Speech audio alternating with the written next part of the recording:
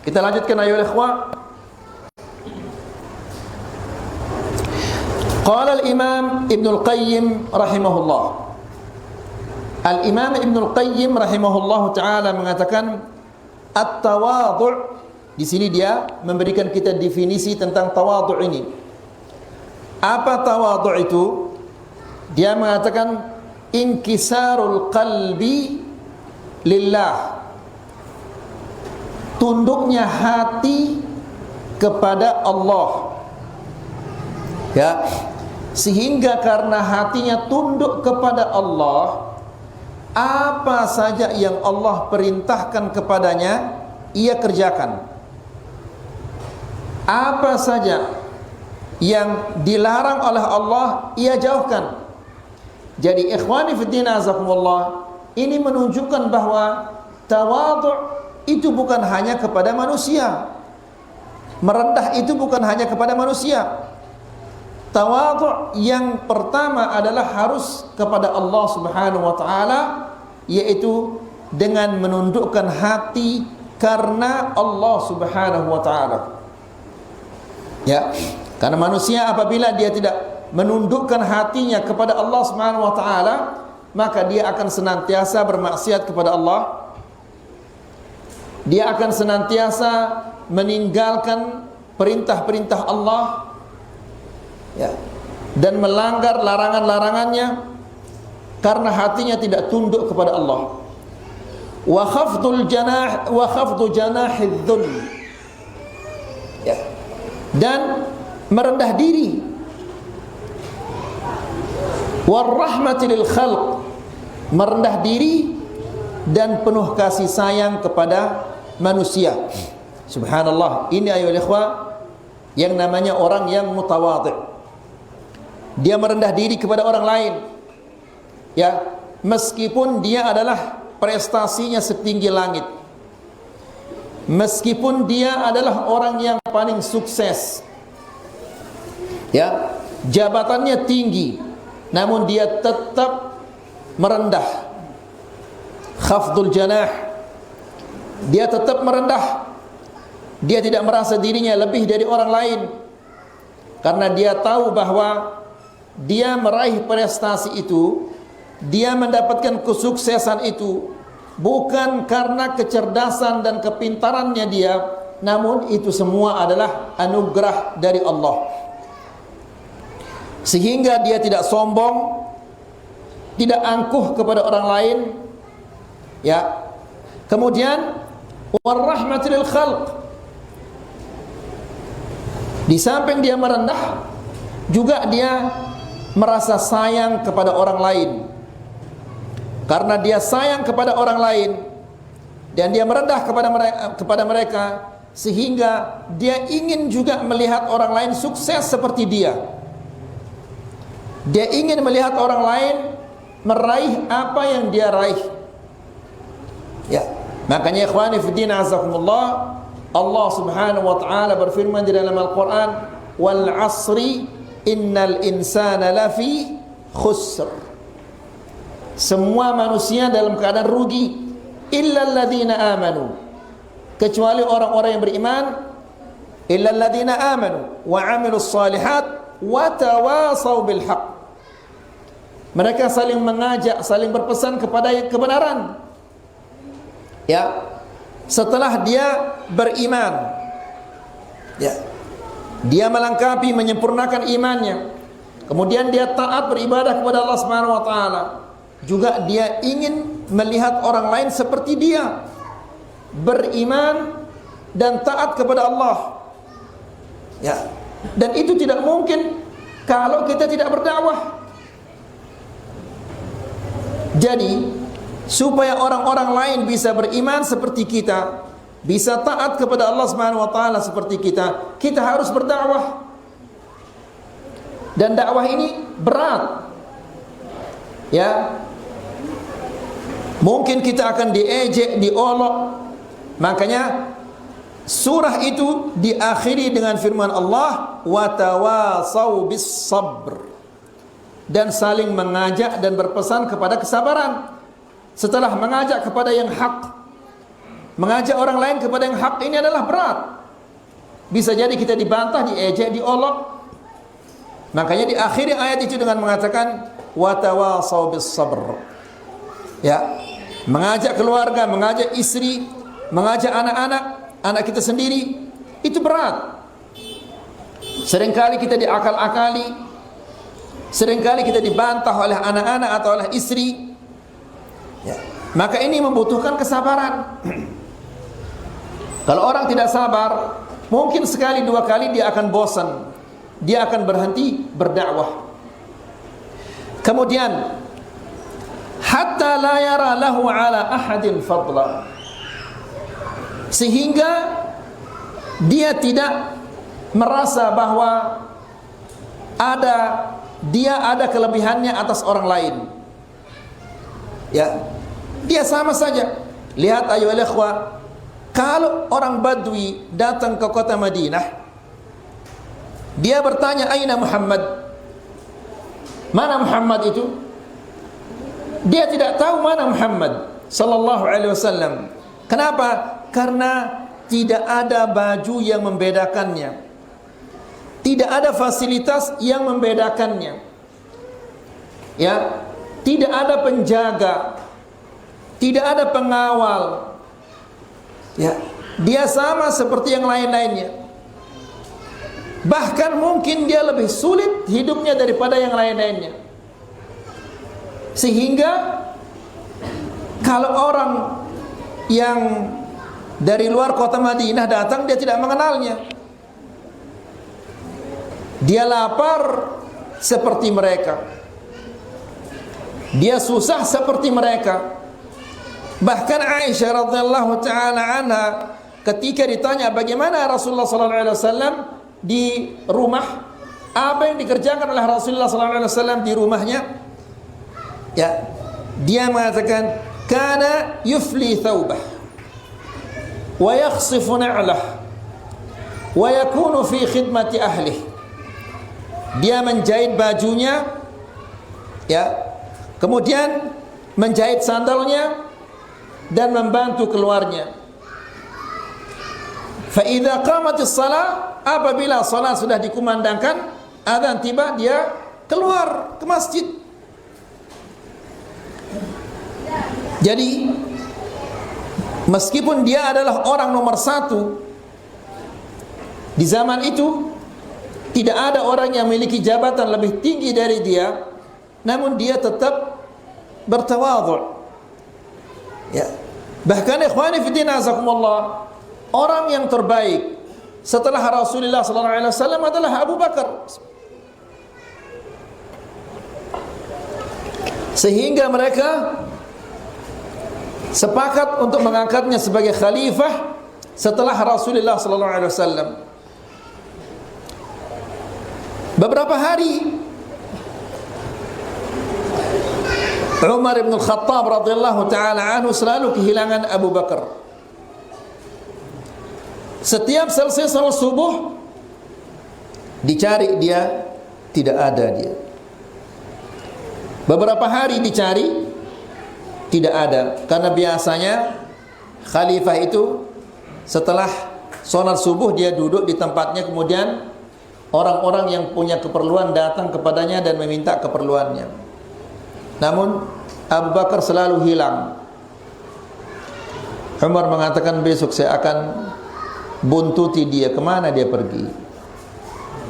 Lalu benar diikuti oleh Umar. Ternyata dia keluar kota Madinah, keluar dari keramaian, maksudnya sampai ke tempat yang kosong, yang tidak ada penghuninya. Di sana ternyata ada kemah. Masuklah Abu Bakar ke dalam kemah itu.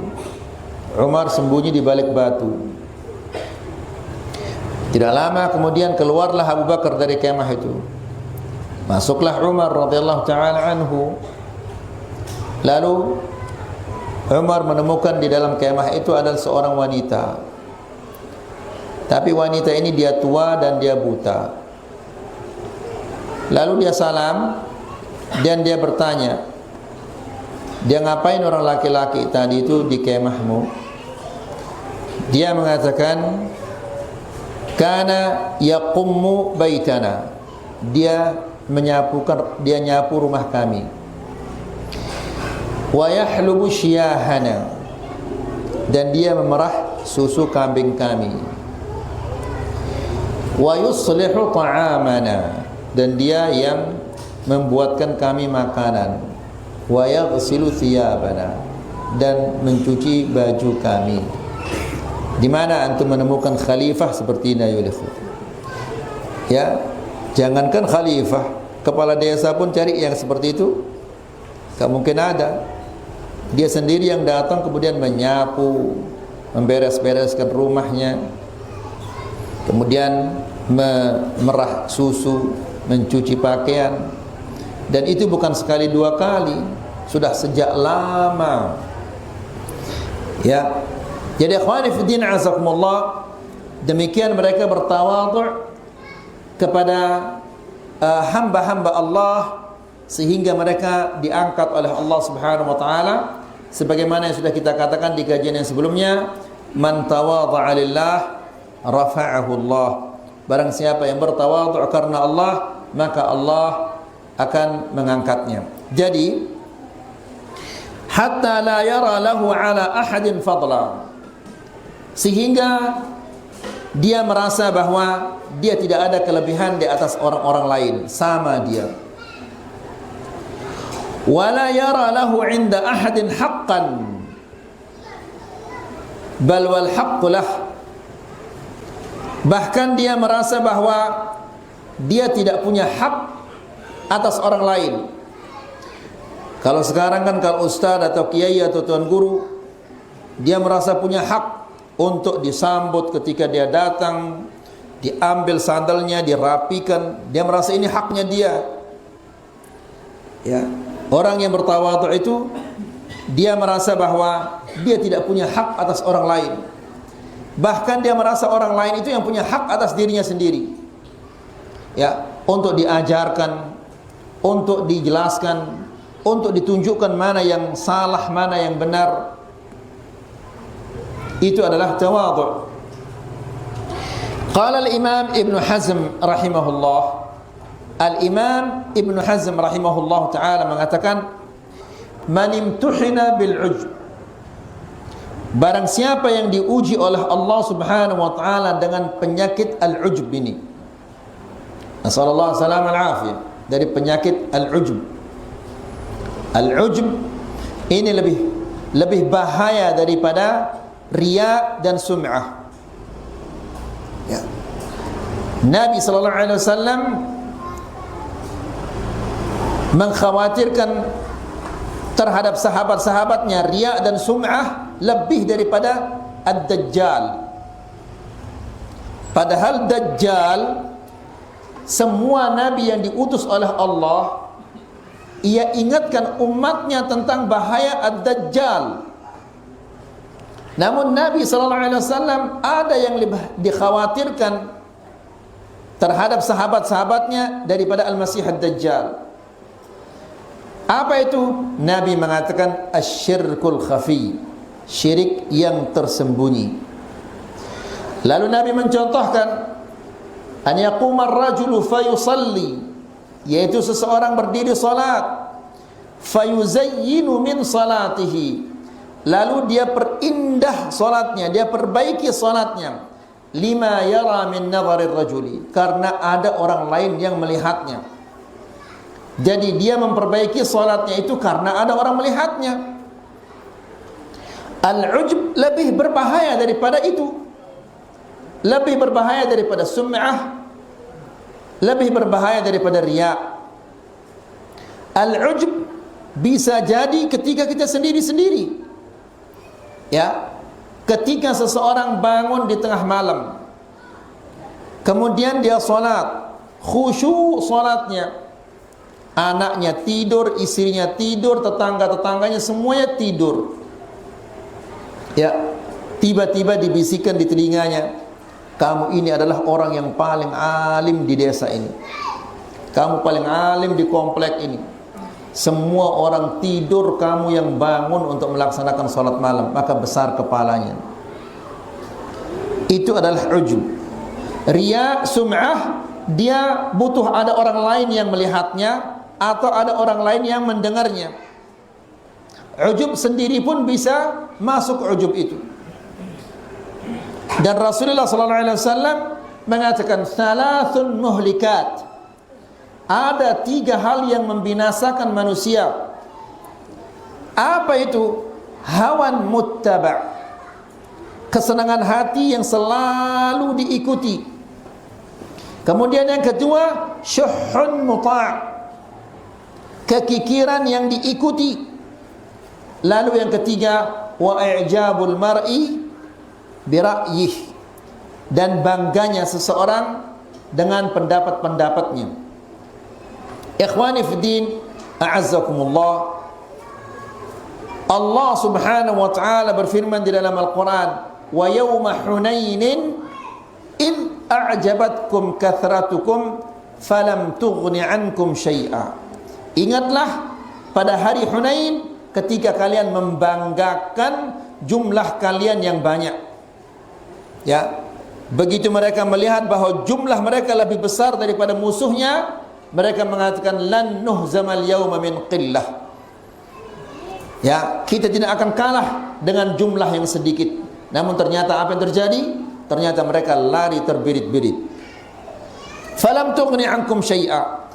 Jumlah kalian yang banyak itu tidak berguna bagi kalian sama sekali. Nas'alullah salam al-afiyah. Ya. Jadi Al-Imam Ibn Hazm mengatakan man imtuhina bil ujub, barang siapa yang diuji oleh Allah Subhanahu wa taala dengan penyakit ujub ini, dan ini tidak ada obatnya ya ikhwan. Antum cari ke spesialis jantung, spesialis apapun namanya, tidak mungkin dia akan bisa mengobati penyakit ini. Bahkan mungkin dia yang lebih parah penyakitnya daripada kita. Obatnya hanya di dalam qala Allah, qala Rasulullah. Hanya itu obatnya di sana. Ya. Kemudian falyufakkir fi uyubih. Orang yang tertimpa dengan penyakit ujub ini, maka hendaklah dia senantiasa memikirkan kekurangan-kekurangannya, aib-aibnya. Ya. Fa in u'jiba bi fadailih, apabila dia merasa bangga tentang kelebihan-kelebihannya, tentang keutamaan-keutamaan yang ada pada dirinya, ya, kelebihannya dalam ilmu hadis, atau kelebihannya dalam ilmu tafsir, atau kelebihan-kelebihan yang lainnya, ya, falyufattish ma fihi minal akhlaqid dani'ah.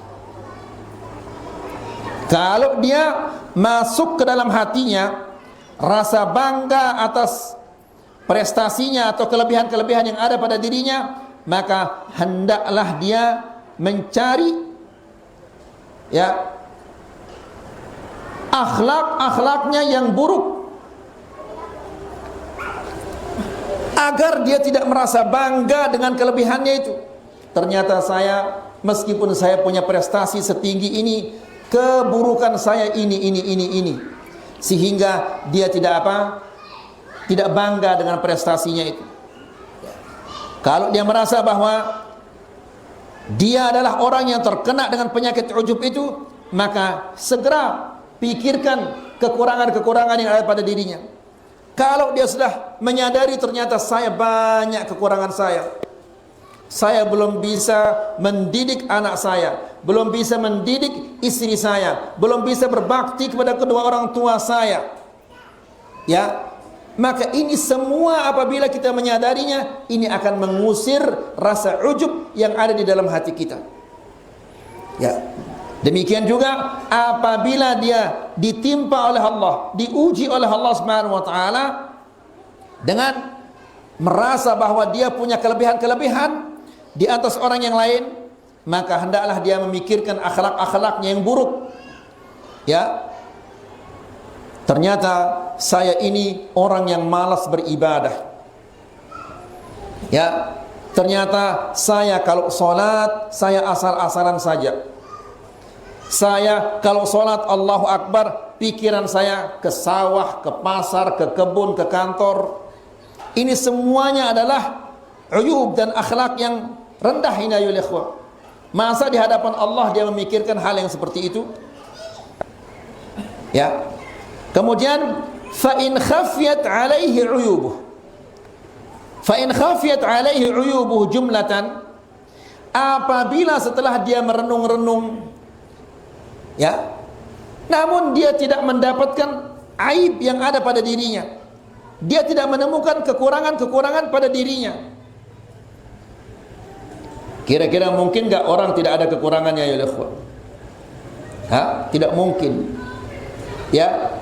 Jadi kalau dia merasa, kalau dia tidak menemukan aib pada dirinya, tidak menemukan kekurangan pada dirinya, ya, hatta yadhunna annahu la aiba fihi, sehingga dia merasa bahwa dia tidak punya aib, tidak punya kekurangan, maka ini penyakit baru lagi.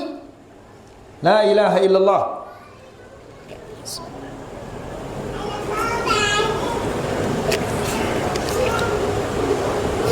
Hatta yadhunna annahu la aiba fihi, sehingga dia merasa bahwa dirinya tidak punya aib. Ya. Ayyuhal ikhwa, antum yang bawa kitab, antum sering-sering ulangi hal-hal yang seperti ini. Karena ujub ini sangat-sangat berbahaya. Ya. Nabi sallallahu alaihi wasallam mengkategorikan al-ujub ini sebagai al-muhlikat, yang membinasakan manusia, binasa di dunia dan di akhirat. Ya. Lama kelamaan kalau ujubnya ini sudah menjadi parah, ya, dia akan merasa bahwa apa yang dia raih ini karena kepintarannya, karena kecerdasannya, bukan karena pemberian dari Allah Subhanahu wa taala. Allah Subhanahu wa taala menjelaskan di dalam Al-Qur'an, kalla innal insana layatgha ar-ra'ahu istaghna. Sesungguhnya manusia itu dia melampaui batas. Kenapa dia melampaui batas? Karena dia merasa dirinya bahwa dia sudah cukup, dia bisa, dia tidak butuh lagi kepada siapa-siapa, bahkan dia tidak butuh lagi kepada Allah. Ya, kalau tidak segera diobati penyakit ini, maka bisa jadi dia akan sampai ke titik seperti itu. Dan kalau sudah sampai titik seperti itu, bisa jadi dia jatuh ke dalam kekufuran. Ya, makanya kita dilarang oleh Allah Subhanahu wa taala, dilarang oleh Rasulullah sallallahu alaihi wasallam untuk mengatakan kalau bukan saya. Coba kalau bukan saya mungkin dia jatuh. Kalau bukan ini, kalau bukan saya mungkin dia tidak tahu apa-apa, dan seterusnya. Karena kata-kata kalau bukan saya itu dia membanggakan dirinya. Padahal bukan karena dia, Allah Subhanahu wa taala yang menggerakkan hati si fulan untuk membantu si fulan misalnya. Tapi dia mengatakan kalau bukan saya sudah jatuh dia. Yang menggerakkan hatinya untuk membantunya siapa? Allah. Yang memberi kekuatan bagi fisiknya untuk menarik tangannya siapa? Allah Subhanahu wa taala. Lalu dia mengatakan kalau bukan saya. Nas'alullah salam alaihi. Jadi ikhwani fi din azakumullah, fa in khafiyat alaihi uyubuhu jumlatan, apabila dia tidak mengetahui setelah dia merenung, lalu dia tidak menemukan aib pada dirinya, sehingga dia merasa bahwa dia tidak punya aib sama sekali, falya'lam anna musibatahu ilal abad, maka hendaklah dia mengetahui, ya, bahwa musibahnya itu adalah ilal abad, selama-lamanya. Bahkan musibahnya ini akan terus menerus bertambah dan bisa jadi dia akan terjatuh ke dalam kekufuran. Ya, maka ya ikhwani fi din azakumullah, seringkali kita mengatakan coba duduk di tengah malam lalu bertanya, apa yang saya lakukan, apa perintah Allah yang sudah saya kerjakan, apa yang saya belum kerjakan, apa dosa-dosa yang saya langgar di hari ini, dan terus beristighfar kepada Allah Subhanahu wa taala. Ya. Jangan merasa diri lebih dari orang lain. Jadi apabila dia merasa bahwa dirinya tidak punya aib, tidak punya kekurangan, dan ini menandakan bahwa dia sombong, ikhwan fillah azakumullah. Tidak ada manusia yang sempurna, itu tidak ada. Apa kata Imam Malik? Kulluna raddun apa? Wa mardud. Semua kita ini bisa menolak dan semua kita bisa ditolak, kecuali siapa? Sahibu hadal maqam, yaitu pemilik makam ini. Kemudian wa annahu atamman nasi naqsan. Jika dia merasa bahwa dia tidak punya aib, maka sesungguhnya dia adalah manusia yang paling sempurna kekurangannya. Ya, karena orang yang lemah akalnya saja dia tahu kalau dia punya kekurangan. Namun jika dia merasa bahwa dirinya tidak punya kekurangan sama sekali, maka ini adalah orang yang paling sempurna kekurangannya.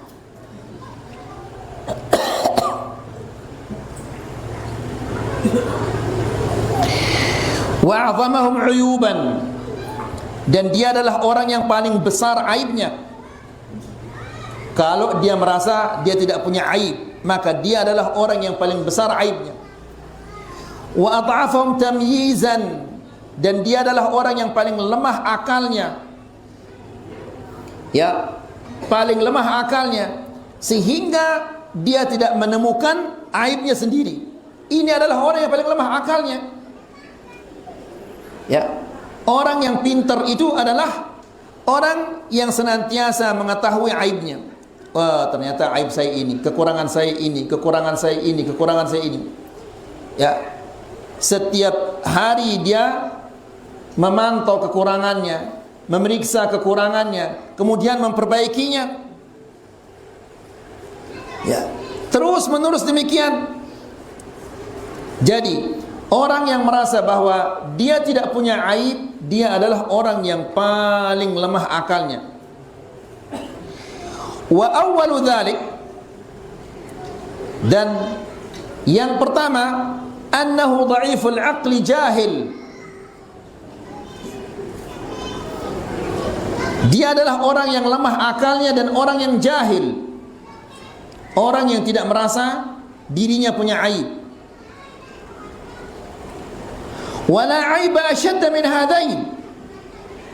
Tidak ada aib, tidak ada kekurangan yang lebih tercela daripada yang dua ini, lemah akal dan jahil. Ya, sudah akalnya lemah, jahil lagi. Akalnya lemah, jahil, pagah lagi. Kalau sudah begini mau diapakan ini? Ya, makanya pepatah orang Arab mengatakan, anta ta'iqu wa ana ma'iqu, famata nattafiqu. Ya, kamu tidak sabaran, saya pemarah. Kapan dia ketemu orang yang seperti ini, ya ikhwah? Famata nattafiqu, kapan kita apa namanya? Sejalan. Ya, kamu pemarah, saya tidak sabaran. Ya, kalau seperti ini kapan dia bisa sejalan? Kapan dia sepakat orang yang seperti ini? Kalau ada pemarah yang satu harus diam.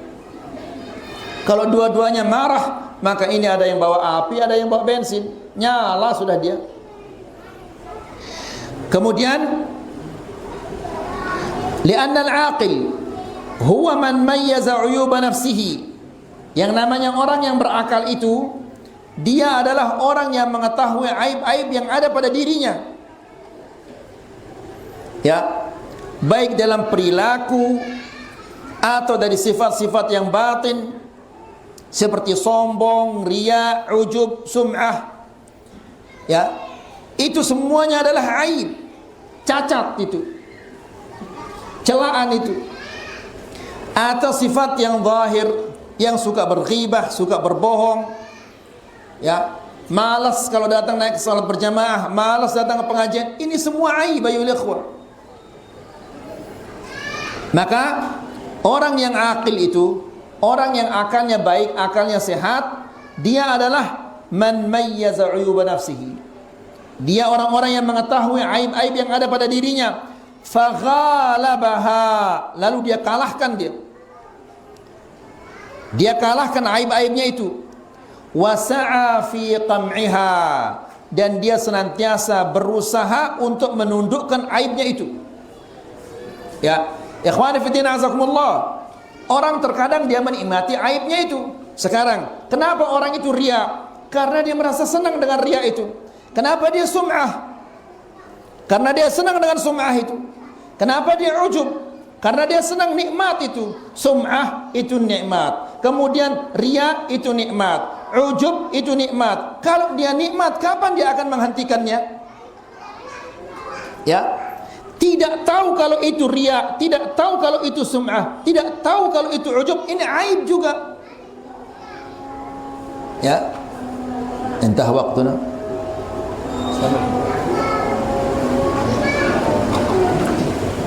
La yaqul hadha naqs fikum. Alhamdulillah.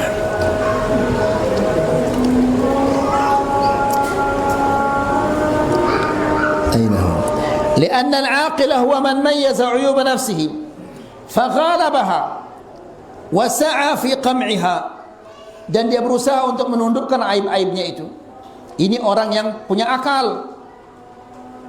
Berarti orang yang menikmati riya, yang menikmati ujub, yang menikmati sum'ah, ini orang yang tidak punya akal. Dan betapa banyaknya orang-orang yang tidak punya akal. Ya. Kemudian wal ahmaq, dan orang yang bodoh itu huwallazi yajhalu uyuba nafsihi. Dia adalah orang yang jahil tentang aib yang ada pada dirinya, kekurangan-kekurangan yang ada pada dirinya. Ya. Dia selalu melihat kekurangan orang, namun dia tidak melihat kekurangan yang ada pada dirinya. Sebagaimana dikatakan oleh Nabi sallallahu alaihi wasallam, yubsiru ahadukumul qadhata fi aini akhihi. Kalian melihat katik yang ada di mata saudara kalian.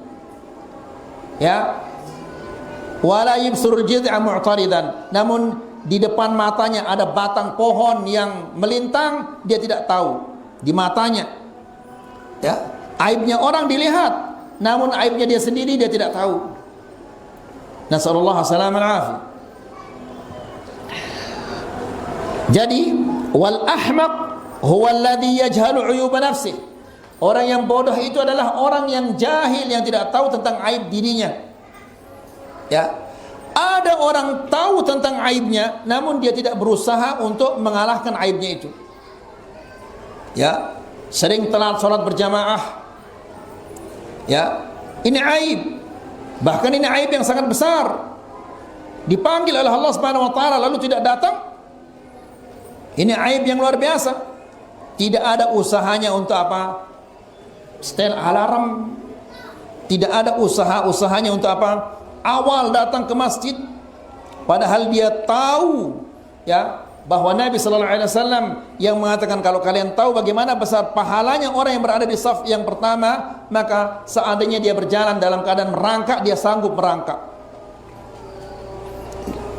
Namun ikhwan fillah azakumullah, sebagaimana kita katakan tadi, terkadang aib itu dia nikmat, sehingga tidak diusahakan untuk apa? Dia tidak berusaha untuk menyingkirkannya karena dia nikmat. Kapan dia akan menyingkirkannya? Coba lihat orang yang apa? Yang berghibah.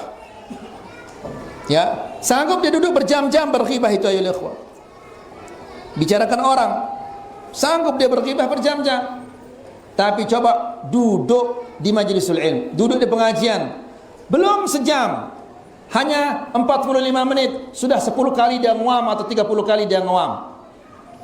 Ya, air matanya semangkok sudah keluar. Ya, tapi coba dia berghibah. Ya, la ilaha illallah. Kemudian imma liqillati ilmihi wa tamyizihi wa dha'fi fikratihi. Bisa jadi dia bodoh, dia tidak mengetahui kekurangan-kekurangan yang ada pada dirinya. Sebabnya adalah kekurangan ilmunya, kekurangan akalnya dan kelemahan pemikirannya. Wa imma li'annahu yuqaddiru anna 'uyubahu khisalun. Dan ini lebih parah lagi dari yang pertama. Kalau yang pertama, dia karena kekurangan ilmunya, kekurangan akalnya, ya, kemudian lemah pikirannya. Yang kedua lebih parah lagi. Imma li'annahu yuqaddiru anna 'uyubahu khisal. Dia merasa bahwa kekurangan-kekurangannya itu adalah merupakan sifat-sifat yang terpuji pada dirinya. Ya. Wala haula wala quwata illa billah. Ya. Yang jelek itu dianggap adalah suatu kebaikan. Nas'alullah salamal afiyah. Intaha kalamuhu rahimahullahu taala. Demikian juga intaha darsuna fi hadhihi al-lailah wallahu taala a'la wa a'lam.